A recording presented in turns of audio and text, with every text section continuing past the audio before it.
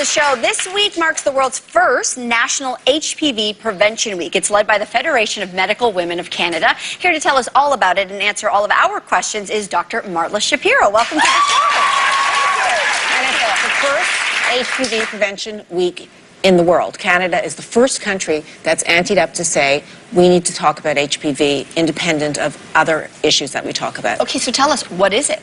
So human papillomavirus is the most prevalent sexually transmitted disease of anything that you can think of. You can think about chlamydia, you can think about gonorrhea, anything else that you think of. In fact, if you are sexually active, 75% of adults at one point in their life will be infected with one HPV strain or another.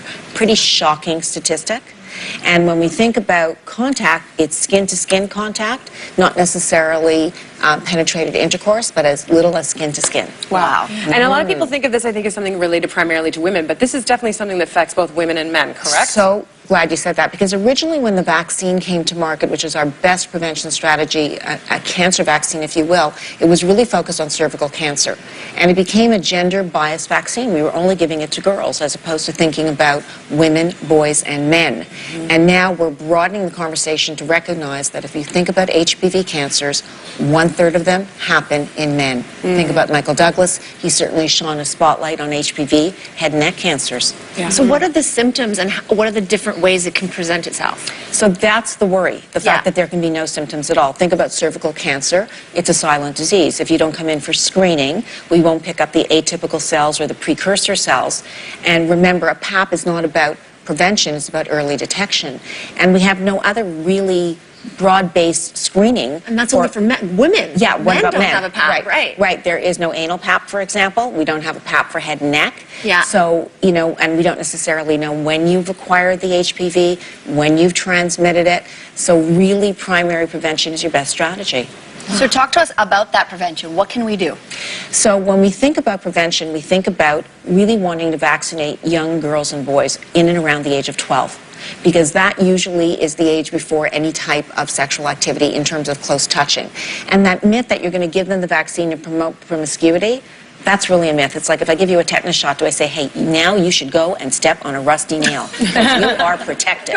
It doesn't work that way at all.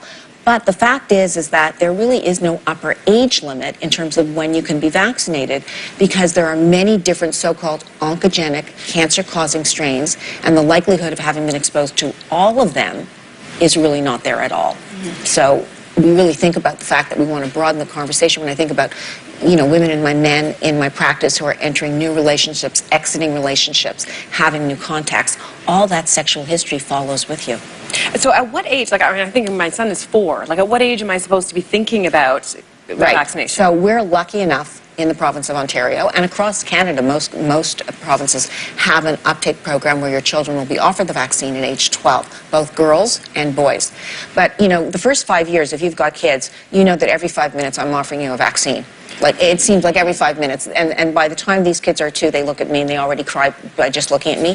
So at the age of 5, I say to moms, you're not going to have to think about this vaccine until the kids are older, but let's talk about it. Just because if you see things on social media, myths, anecdotes, come here to get the evidence, come here to get the facts, so you won't just reflexly say no because you have some, you know, attitude that may not necessarily be found in real science and evidence. All right, Dr. Marla, this is timely indeed. Good luck with this weekend. Thank you. Doing our part to be able to get the word out. Thanks for joining us. And we appreciate it. Thank you.